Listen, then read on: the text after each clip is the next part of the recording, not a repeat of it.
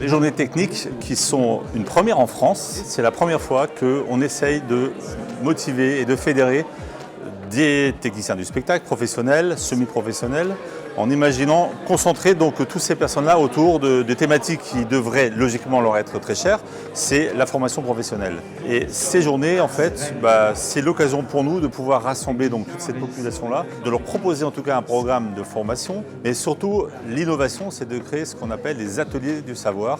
Et là, on est dans du troc de connaissances.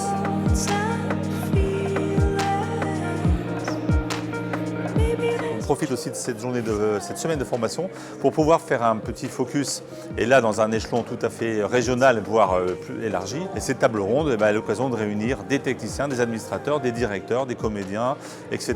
Et là on est sur des problématiques beaucoup plus larges, mais on s'interroge sur nos outils de travail.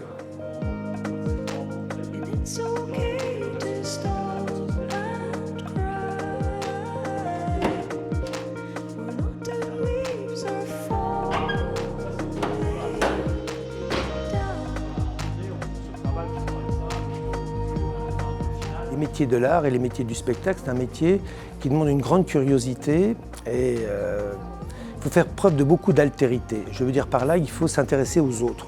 On est au service d'eux pour un projet commun. C'est un métier de passion, évidemment. C'est un métier qui peut partir dans tous les sens, qui a comme spécificité principale qu'on est dans de la coactivité permanente. Un spectacle, c'est une équipe. Alors ce sont des métiers très précis, très techniques, demandant à la fois de la polyvalence, puisque souvent les techniciens sont appelés à agir à différents postes. Et donc on arrive à toute cette nomenclature de métiers du spectacle vivant, où là on va faire cohabiter des gens qui font du son, de la lumière, du plateau, de la vidéo, etc.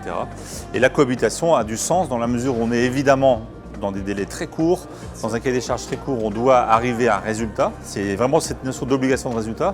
Le terme générique, c'est le spectacle doit démarrer à l'heure, quoi qu'il arrive. Ça fait partie des spécificités de ces métiers de techniciens qui travaillent non pas au devant de la scène, mais derrière la scène.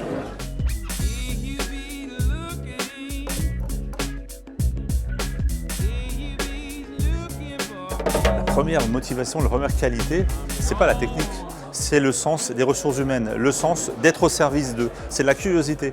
Un jeune qui est curieux, qui a envie de comprendre pourquoi un artiste s'exprime, d'être vraiment dans cette dynamique de porter un projet, il a déjà gagné largement la moitié de son ticket d'entrée. La deuxième des qualités, c'est tout de même d'avoir des affinités avec le milieu artistique. On ne peut pas choisir le milieu du spectacle vivant sans s'intéresser aux musiques actuelles, aux scènes de théâtre, à l'audiovisuel. Mais il faut que ces jeunes gens qui s'engagent dans la carrière soient patients, puisque c'est un métier assez hiérarchisé, c'est un métier sur lequel il faut faire ses preuves.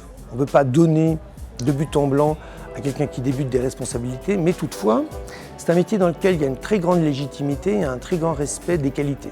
Et donc c'est un métier où quand on fait preuve de sérieux, quand on fait preuve de constance, on est récompensé. Une troisième qualité, c'est quand même d'avoir l'esprit nomade. Un technicien, c'est mobile. Souvent, en début de carrière, il ne trouvera pas d'emploi pérenne. Ça fait même partie des conditions de travail d'un technicien. Il va être ce qu'on appelle intermittent du spectacle, travailler pour plusieurs entreprises culturelles.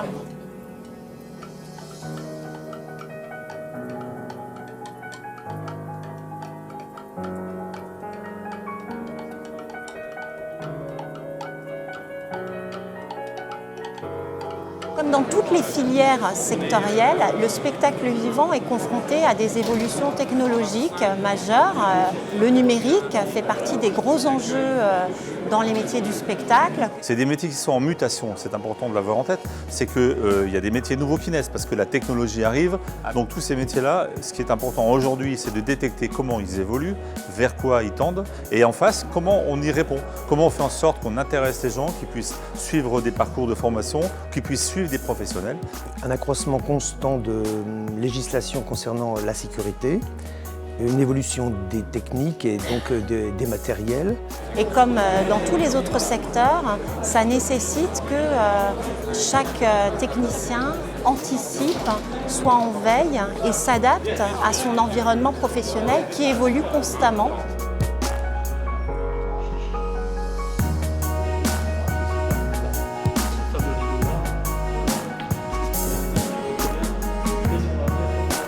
Et en même temps, il faut réussir cette alchimie compliquée, c'est qu'on est aussi dans un métier qui est le cœur du métier, c'est le plateau. Le spectacle, c'est quand même, à un moment donné, on met des gens sur scène et devant du public. À savoir, on forme beaucoup les gens sur l'électrique, sur le numérique, sur le son, etc., sur l'image, mais peu de gens sont formés au métier du plateau. Et aujourd'hui, donc, l'enjeu, c'est de réussir à maintenir cette tradition-là. C'est vraiment une tradition et en même temps, évidemment, s'ouvrir à tout ce qui existe. Et c'est du coup un peu l'image de ces journées techniques, c'est que, là, on va dire que dans la transmission, il y a cette idée un peu de forme de compagnonnage. On est dans la transmission. Aujourd'hui, les directeurs techniques, les régisseurs, voilà, ils sont portés par une passion. La passion, elle doit être contagieuse, elle doit se partager. C'est vraiment le cœur de ce qui nous motive aujourd'hui, quoi.